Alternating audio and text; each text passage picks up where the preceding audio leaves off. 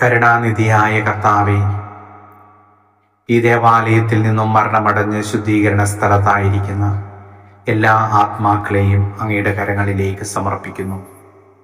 അതോടൊപ്പം ഈ ദേവാലയത്തിൽ നിന്ന് ശുശ്രൂഷ ചെയ്ത് കടന്നുപോയ വൈദികരുടെയും സിസ്റ്റേഴ്സിൻ്റെയും ആത്മാക്കൾ ശുദ്ധീകരണ സ്ഥലത്തുണ്ടെങ്കിൽ അവരെയും കർത്താവിൻ്റെ കരങ്ങളിലേക്ക് സമർപ്പിച്ചുകൊണ്ട് പ്രാർത്ഥിക്കുന്നു. കർത്താവെ, നീതിമാന്മാർക്കായി സജ്ജമാക്കപ്പെട്ട സ്വർഗീയിടത്തിലേക്ക് ഈ ആത്മാക്കളെയും പ്രവേശിപ്പിക്കണമേ എന്ന് പ്രാർത്ഥിക്കുന്നു.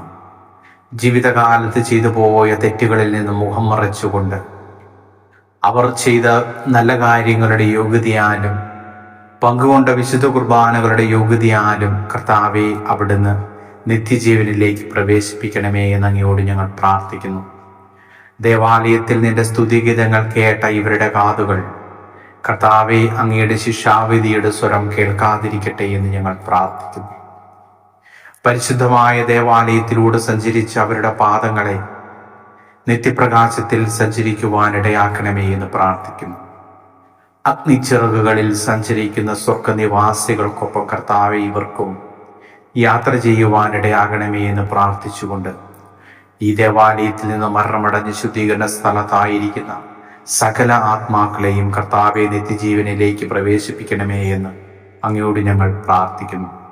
ജത്രൂദിന്റെ പ്രാർത്ഥന ചൊല്ലിക്കൊണ്ട് ആത്മാക്കൾക്ക് വേണ്ടി ഞങ്ങൾ പ്രാർത്ഥിക്കുന്നു.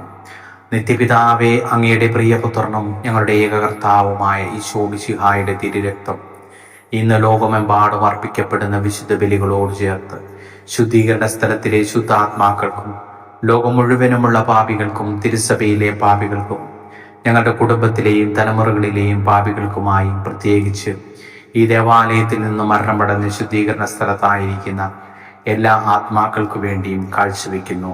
ആമേൻ.